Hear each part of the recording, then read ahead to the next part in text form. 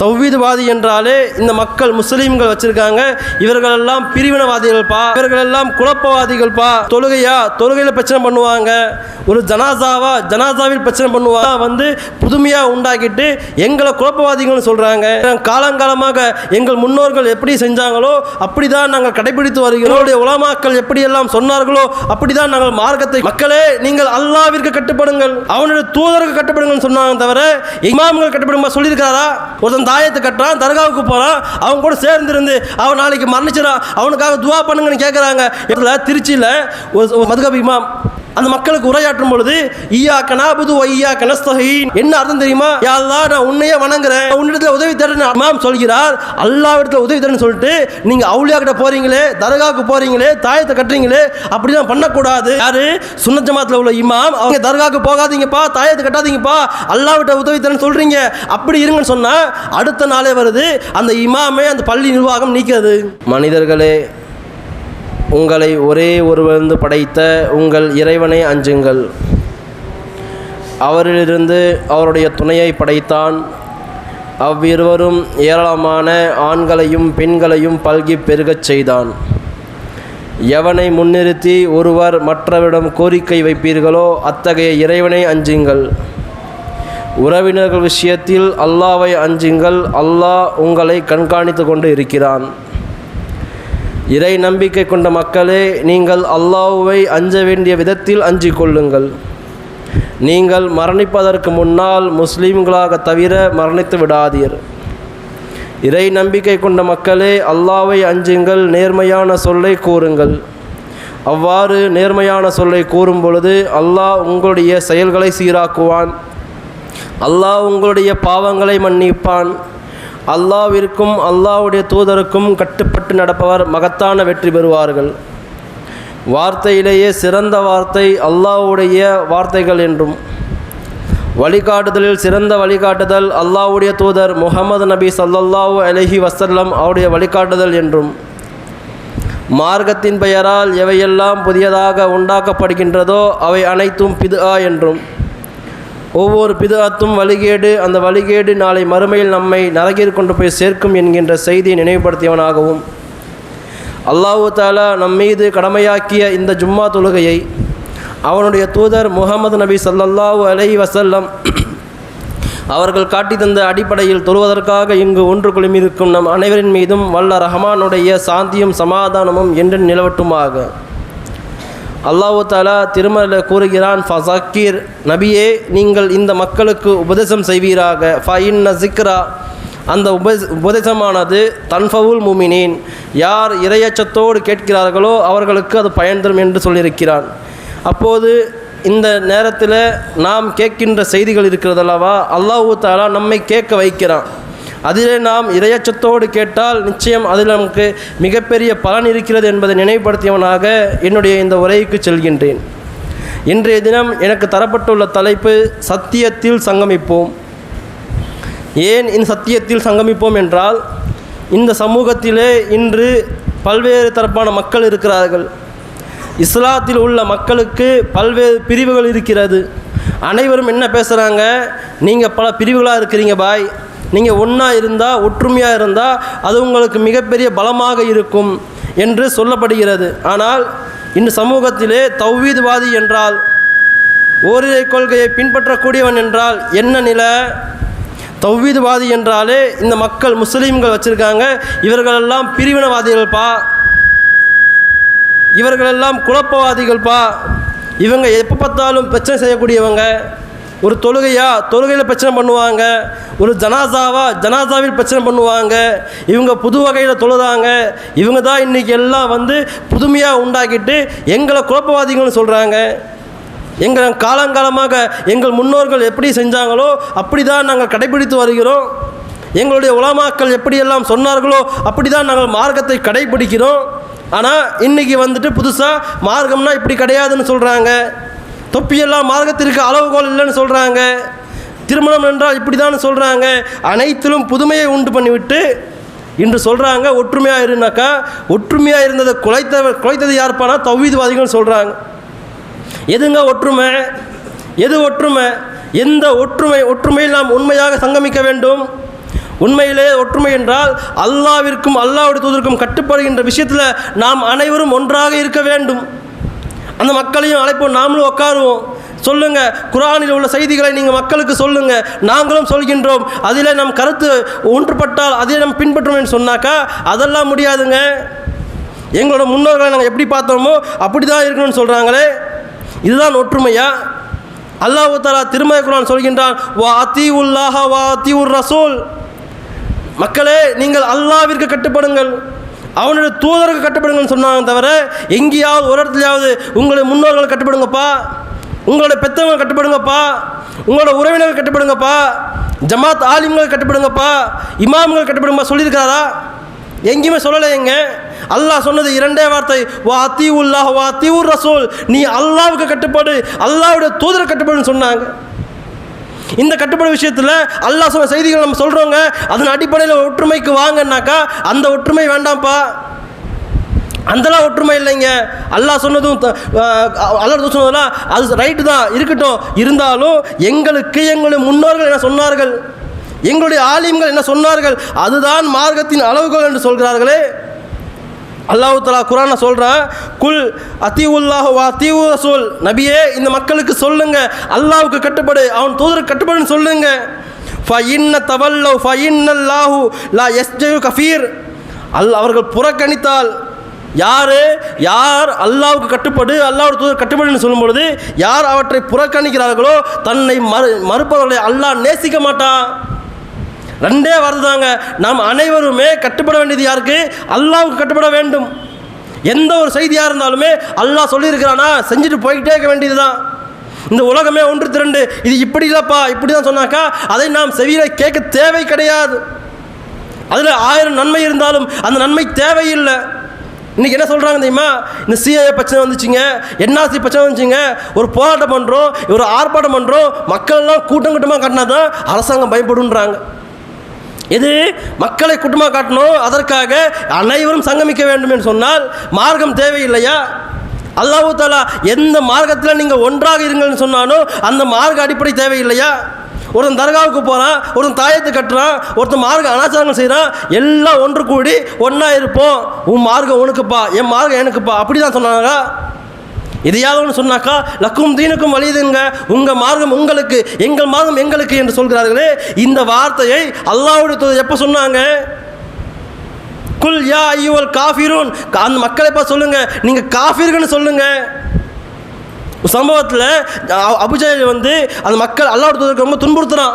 அந்த துன்புறுத்தும் பொழுது அபுஜஹல் பார்த்து சொன்னாங்க, யா அய்யுல் காஃபிரூன், அவர்களெல்லாம் காஃபிர்கள்ப்பா, நீங்கள் எதை வணங்குகிறீர்களோ அதை நாங்கள் வணங்க மாட்டோம், நாங்கள் எதை வணங்குகிறோம் அதை நீங்கள் வணங்க தேவையில்லை, உங்கள் மார்க்கம் உங்களுக்கு எங்கள் மார்க்கம் எங்களுக்கு என்று ஒரு காஃபிரை பார்த்து சொன்ன விஷயத்தை சக முஸ்லீம்கள் சொல்கிறாங்க. லக்கும் தீனுக்கும் வலியதீன், உங்கள் மார்க்கம் உங்களுக்குப்பா எங்கள் மார்க்கம் எங்களுக்குன்னு சொல்கிறோமே, அடிப்படை அறிவு இருக்கிறதா? லக்கும் தீனுக்கும் வலியதீன் என்றால் உங்கள் மார்க்கம் உங்களுக்கு, உங்கள் மதம் உங்களுக்கு, எங்களுடைய கொள்கை எங்களுக்கு என்றால அர்த்தம். காஃபிர்களை பார்த்து சொன்ன விஷயத்தை சக முஸ்லீம்கள் பேசிக்கிறாங்க, சக அமைப்புகள் பேசிக்கிறாங்க. இதுதான் ஒற்றுமையா? இந்த ஒற்றுமையை தான் நம்ம எல்லாம் போய் கலந்து கொண்டோமே ஆனால் நாளை மறுமையில் நஷ்டவாளி ஆக மாட்டோமா? ஒருத்தன் தாயத்தை கட்டுறான், தர்காவுக்கு போகிறான், அவங்க கூட சேர்ந்துருந்து அவன் நாளைக்கு மரணிச்சிடான், அவனுக்காக துவா பண்ணுங்கன்னு கேட்குறாங்க. எப்படிங்க நம்ம கேட்க முடியும்? ஒருத்தன் அல்லாஹ்விற்கு இணை வச்ச நிலையில் மரணிச்சினாக்கா அவனுக்கு நாம் கையேந்தி பிரார்த்தனைனாக்கா அல்லாஹ் நம்ம கேட்க மாட்டானா? ஏடா ஒருத்தன் இணை வச்சுட்டாக்கா அவன் நரகவாசி நான் முடிவு பண்ணிட்டேன், அவனுக்கு சொர்க்கத்தை அறாமன்னு நான் சொல்லிட்டேன், அப்பேற்பட்டவனுக்காக பாவம் பண்ணி பேண்ட கேட்குறியா நீ? ஏன் முடிவு மாற்ற சொல்றியா? அதுதாங்க அர்த்தம். யார் ஒருவன் இணை வச்சு நிலையில் மரணிக்கிறானோ அவன் அல்லாஹ் சொர்க்கத்தை அறாமாக்கிட்டான், அவனுக்கு நிரந்தர நரகன்னு முடிவாகி போச்சு. அவனுக்காக என்னிடத்தில் இறைவா இவன் பாவத்தை மன்னின்னு கேட்குறிய, என்ன நியாயம் நல்லா நம்ம கேட்க மாட்டானா? அதனால தாங்க இணை வைத்தவன் மரணித்து விட்டால் அவர்களுக்காக துவா செய்வது அல்லாஹ் தடுத்துருக்கானா இல்லையா?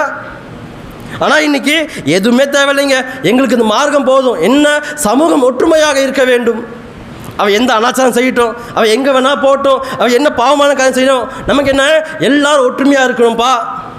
இந்த ஒற்றுமை நிச்சயமாக நாளை மறுமையில் ஏதாவது பயன் தருமா? இந்த ஒற்றுமை நாளை மறுமையில் யாருக்காவது ஏதாவது பயன்படுமா? அல்லாஹ் குர்ஆனில் கேட்குறாங்க, இத்தபிஹுமா உன்சில இலைஹி மின் ரப்பிக்கும், என்னது? இத்தபிஹுமா உன்சில இலைஹி மிர் ரப்பிக்கும். அல்லாஹ் சொல்றான், உங்கள் இறைவனிடமிருந்து இறைக்கு அருளப்பட்டதை பின்பற்றுங்கள். அல்லாஹ் இந்த சமூகத்துக்கு எல்லாத்தையும் சொல்கிறான், உங்கள் இறைவனிடமிருந்து எது உங்களுக்கு இறைக்கி அருளப்பட்டது, திருமறை குர்ஆன், அவற்றை பின்பற்றுங்கள் சொன்னால், குர்ஆனில் உள்ள செய்திகளை மக்களுக்கு சொல்லுங்க, அதிலே ஒன்றுபடுங்கள், அதில் நீங்கள் கூட்டமாக இருங்கள் என்று சொன்னால், அதில் நீங்கள் பெருமையான ஒரு சங்கமித்து ஒற்றுமையாக இருங்கள் என்று சொன்னால், அந்த மக்கள் சொல்கிறார்கள், வலா தத்தபியும் மின் தூனில்லாஹி அவுலியா. அதிலெல்லாம் முடியாதுப்பா, எங்களுடைய அவுலியாக்கள் என்ன சொல்கிறாங்க, எங்களோட முன்னோர்கள் என்ன சொல்கிறாங்க, அதில் தான் நாங்கள் ஒன்றுபடுவோம் என்று சொன்னால் அந்த ஒற்றுமை எங்களுக்கு தேவையில்லைன்னு சொல்லணும். ஆனால் இன்று நம்ம என்ன எழுதியுமா, தௌஹீத்வாதிப்பா. என்னப்பா தௌஹீத்வாதி? தொழுகையெல்லாம் தௌஹீத்வாதிங்க, இன்னும் பிற விஷயங்களும் தௌஹீத்வாதிங்க, மற்றதெல்லாம் கொள்கை தாண்டிட்டாக்கா எல்லாமே ஒன்று தான். சரியான தொழுகை இருக்கிறதா? அல்லாவுக்கு கட்டுப்பட விஷயத்தில் அல்லாஹ் சொல்கிறானே, சத்தியத்தை சங்கமிப்போன்ட்டு. அந்த சத்தியத்தை சங்கமிக்கும் பொழுது அல்லாஹ் நமக்கு சொல்கிறான், வா அகீமுஸ்ஸலா, நீ தொழுகை நிலைநாட்டுன்னு சொன்னாக்கா அதில் கூட்டமாக நிற்க வேண்டும். அதில் கூட்டம் இருக்குதா? ஃபஜருக்கு வந்து பார்த்தா ஒவ்வொரு பள்ளியிலுமே 4 பேர் 5 பேர், அதை தாண்டி யாருமே இல்லையே. நம்ம எங்கெங்க கூட்டமைப்பாக இருக்க வேண்டும்? எந்த இடத்துல ஒற்றுமையாக இருக்க வேண்டும்? தொழுகையில் நம்ம மிகப்பெரிய ஒற்றுமையாக இருக்க வேண்டும். அதில் இருக்கிறோமா? ஒரு ஆள் இருக்கிறாங்களா? இல்லையே. நம்ம எல்லாம் மார்க்கத்தை விளங்கியிருக்கோங்க, ஆனால் எந்த அளவுக்கு என்றால் விளங்கிய மார்க்கத்தை கடைபிடிக்க தெரியாதவர்களாக, கடைபிடிக்க முடியாதவர்களாக, அலட்சியமாக இருக்கிறோம். எல்லா விஷயமும் தெரியும். இங்கே கூடியுள்ள மக்களுக்கு அல்லாஹ்வுக்கு இணைச்சா நரகன்னு தெரியும், தொழாமல் இருந்தால் சக்கரை நரகத்தில் அல்லாஹ் போடுவான்னு தெரியும், ஒரு பாவமான காரியம் செய்யணுமா அதற்கு அல்லாஹ் தண்டிப்பான்னு தெரியும். ஆனால் எல்லாம் தெரிந்தும் தவறு செய்கிறோமே, நம்ம எல்லாம் எப்பேற்பட்ட பாக்கியம் இழந்தவர்கள். அல்லாஹ் தண்டிப்பான் என்று தெரிந்தும் நம்ம அப்படி தான் நாங்கள் இருக்கிறோம். நாம் இந்த மார்க்கத்திற்காக செய்த மாற்றம் என்ன? சத்தியத்தில் ஒன்றுபடும் சொல்கிறோமே, அந்த சத்தியத்துக்காக செய்கின்ற மாற்றம் என்ன? மக்கள் மத்தியில் போயிட்டு, இல்லைங்க நீங்கள் சொல்கிறது ரைட்டு தாங்க, நீங்கள் இந்த கொள்கையில் இருக்கிறீங்க, இந்த கொள்கை தாங்க, ஆனால் குர்ஆனில் இப்படி இருக்குதுங்க, ஹதீஸில் இப்படி இருக்குதுங்க, நீங்கள் மதுகப்பில் பின்பற்றாதீங்க. 4 மதுகப் கிடையாது, ஷாஃபின்னு ஒன்றும் கிடையாது, அவர்களெல்லாம் இமாம் தான். அவங்க வந்து எப்படி ரசூலுல்லாஹ்வுக்கு பின்னாடி வந்த இமாமுங்க, நீங்கள் அவங்க பின்பற்றாதீங்க, அவர்களை எல்லாம் முன்னோராக இருக்க அல்லாஹ்வுடைய தூதர் பின்பற்றுங்கன்னு சொல்லியிருக்கிறோமா?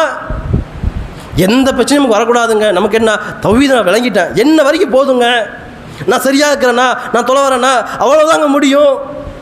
மக்கள் மத்தியில் போயிட்டு, இல்லைங்க நாம் என்னைக்காவது மதுகப் இமாம்களை பின்பற்ற மக்களை போய் சொல்லியிருக்கிறோமாங்க? சமீபத்தில் திருச்சியில் ஒரு சபையில் பேசுகிறாங்க ஒரு மதுகப் இமாம். என்னது? அந்த மக்களுக்கு உரையாற்றும் பொழுது, ஈய்யாக நஅபுது வ ஈய்யாக நஸ்தஈன். என்னப்பா நீங்கள் குர்ஆனை ஓதும்போது அல்லாஹ்வோட கை கட்டுறீங்க இல்லையா, கை கட்டி என்ன ஓதுறீங்க? ஈய்யாக நஅபுது வ ஈய்யாக நஸ்தஈன் சொல்கிறீங்க இல்லையா, என்ன அர்த்தம் தெரியுமா? யா அல்லாஹ், நான் உன்னையே வணங்குறேன், நான் உன்னிடத்தில் உதவி தேடுறேன்னு அர்த்தம் பார்த்துக்கு. அப்படி சொல்லிட்டு அந்த இமாம் சொல்கிறார், அல்லாஹ்விடத்தில் உதவி தேடுன்னு சொல்லிட்டு நீங்கள் அவுலியாக்கிட்ட போகிறீங்களே, தர்காவுக்கு போகிறீங்களே, தாயத்தை கட்டுறீங்களே, அப்படிலாம் பண்ணக்கூடாது. யார்? சுன்னத் ஜமாத்தில் உள்ள இமாம். அவர் சொல்கிறாரு, மக்களுக்கு பிரச்சாரம் செய்கிறாரு, ஈய்யாக நஅபுது வ ஈய்யாக நஸ்தஈன். நீங்கள் தர்காவுக்கு போகாதீங்கப்பா, தாயத்தை கட்டாதீங்கப்பா, அல்லாஹ்விட்ட உதவி தேடுன்னு சொல்கிறீங்க, அப்படி இருங்கன்னு சொன்னால் அடுத்த நாளே வருது அந்த இமாமே அந்த பள்ளி நிர்வாகம் நீக்கிறது. ஏன்? சத்தியத்தை சொன்னால் நீக்கிறாங்க. இப்போ புத்தகத்தை வந்திருக்காரு, அவரை சொல்ல தெரியுமா, இந்த மார்க்கத்தை, இந்த இஸ்லாமிய மார்க்கத்தை, குர்ஆன் ஹதீஸை தமிழில் மொழிபெயர்த்து நீங்கள் மார்க்கத்தை அறிந்து கொள்வது தவிர்த்து கொள்ள வேண்டுமா? சமீபத்தில் ஒரு இமாம் சொல்கிறார், நீங்கள் இஸ்லாமிய மார்க்கத்தை உங்களுடைய தாய்மொழி தமிழில் மொழிபெயர்ப்பு பண்ணி அதை கற்றறிந்து அந்த மார்க்கத்தை நீங்கள் கடைபிடிப்பது தவிர்த்து கொள்ள வேண்டும் என்றால் கொஞ்சம் சிந்திச்சு பாருங்கள், எந்த அளவுக்கு மடமையாக வச்சுருக்காங்க. குர்ஆன் ஹதீஸு அல்லாஹ்வுடைய வார்த்தை, அந்த வார்த்தையை உங்களுக்கு எந்த மொழியில் புரியுமோ அதில் புரிந்து கொள்ளுங்கள் என்று சொன்னால் அது ஹராம் என்று சொல்கிறாங்க, அது தடுக்கப்பட்டதுன்னு சொல்கிறாங்க. அவுலியாக்களை பின்பற்றுறாங்களே, இந்த மக்களோடு நாம் ஒற்றுமையாக இருக்க வேண்டுமா? அவர்களோடு நாம் ஒற்றுமையாக இருந்தால் அந்த ஒற்றுமை நாளை மறுமையில் நம்மை நரகை கொண்டு போய் சேர்க்காதா? நம்ம என்ன எப்படியோ ஒன்று போகலாம் போயிட்டே இருக்கிறோங்க. அல்லாஹ் தஆலா திருமறையில் கூறுகிறார், உதல்லாஹி வஹுல் உதா, அல்லாஹ்வின் வழியே நேர்வழி. அல்லாஹ் மிக தெளிவாக சொல்கிறான், அல்லாஹ்வின் வழி தாங்க நேர்வழி, வேறு எந்த வழியும் கிடையாது. ஒருத்தர் சொல்கிறாங்க, நான் தான் இந்த உலகத்தில் சிறப்பான மனிதர், ரொம்ப நல்லவன்ப்பா, ஒரு மிகப்பெரிய ஆலிம்பா, எனக்கு குர்ஆன் தெரியும், ஹதீஸ் தெரியும், எல்லாமே எனக்கு தெரியும், என்னை பின்பற்றுங்கள்னு சொன்னால் அந்த வழி நேர்வழி கிடையாது. ஒரு இமாமாக இருக்கட்டும், அவர் 50 வருஷம் படிக்கட்டும், குர்ஆன் ஹதீஸ் எல்லாம் கற்றுக்கிட்டோம், தொழுகை விடாமல் இருக்கட்டும், எல்லா காரியங்களும் சரியாக இருந்தாலும் அந்த மனிதனை பின்பற்றக்கூடாது. யாரை பின்பற்றணும்? அல்லாஹ்வுடைய வழியை தான் பின்பற்ற வேண்டும். அல்லாஹ் தான் சொல்கிறான், குல் இன்னல் உதல்லாஹி வவுல் உதா, அல்லாஹ்வின் வழி தான் நேர்வழி. இந்த நேர்வழியை விட்டுட்டு மற்ற வழியை நம்ம நோக்கி போனாக்கா அல்லாஹ் சொல்கின்றான், வா அமீருல்லா, அகிலத்தின் இறைவனுக்கு கட்டுப்பட்டு நடக்குமாறு நாம் உங்களுக்கு கட்டளையிடப்பட்டுள்ளோம். ஆனால் இன்று நம்ம நிலை என்ன? இந்த மக்களோட நிலை என்ன? சமூகத்தில் உள்ள மக்களோட நிலை என்ன? எல்லாம் எங்கே போகிறாங்க? தர்காவுக்கு போகிறாங்க, தாயத்தை கட்டுறாங்க. ஒரு உருசு என்று வந்து கொண்டா அந்த சபையை பார்த்தாக்கா எத்தனையோ ஆயிரக்கணக்கான மக்கள் ஒன்று கூடி ஏதோ அல்லாஹ் அங்கே தான் இருக்கிற மாதிரியும் அல்லாஹ்வுடைய வார்த்தை பயபக்தியோடு போகிற மாதிரி தான் போகிறாங்க. யாராவது அந்த உருசுக்கு பயபக்தியோடு போகிறாங்களா? போகிறாங்க. ஆடல் பாடல் கச்சேரி எல்லா அனாச்சாரமும் அங்கே வந்துருச்சு. தர்காவுக்கு போனால் கூட்டமாக போகிறாங்க. எதுக்குமா போகிறீங்க? அங்கே லைட்டெல்லாம் போட்டு பண்டிகை மாதிரி இருக்குங்க. மார்க்க அனாச்சாரம் எல்லாம் நடைபெறுது. ஏதாவது ஒரு தலைவர்கள், ஏதாவது ஆலிம்கள் இது தவறுன்னு சொல்லியிருக்கிறாங்களா? எதுவுமே சொல்ல மாட்டாங்க. அவங்களுக்கு என்ன? மக்கள் நம்மளோடு இருக்க வேண்டும், நாம் ஒரு பெரும் கூட்டமாக இருக்க வேண்டும். அதற்கு என்ன பண்ணணும்? அவன் என்ன வேணா பண்ணிட்டோம்ப்பா, நம்ம கேட்காம கண்டுக்காமல் இருக்கணும். அவன் தர்காவுக்கு போகிறானா அதை பற்றி பேசக்கூடாது, நீ முஸ்லீமாக இருப்பா. அவன் தாயத்தை கட்டுறானா அதை பற்றி பேசக்கூடாது, நீ முஸ்லீமாக இருப்பா. அவன்கிட்ட மார்க்க அனாச்சாரம் அனைத்துமே இருக்குதா, அதை பற்றியெல்லாம் பேசாதீங்க, விடுங்க, எல்லாம் சரியாக போயிடும். ஒரு ஆடம்பரமான திருமணம் செய்கிறானா அதை பற்றிலாம் பேச வேணாம், விடுங்க சரியாக போயிடும் என்று இப்படி எல்லா விஷயத்திலுமே அட்ஜஸ்ட்மெண்ட் பண்ணி பெரும் கூட்டமாக இருக்கிறாங்க. அந்த கூட்டம் நமக்கு வேண்டாம். அவங்க சொல்கிறாங்க எப்படி தெரியுமா?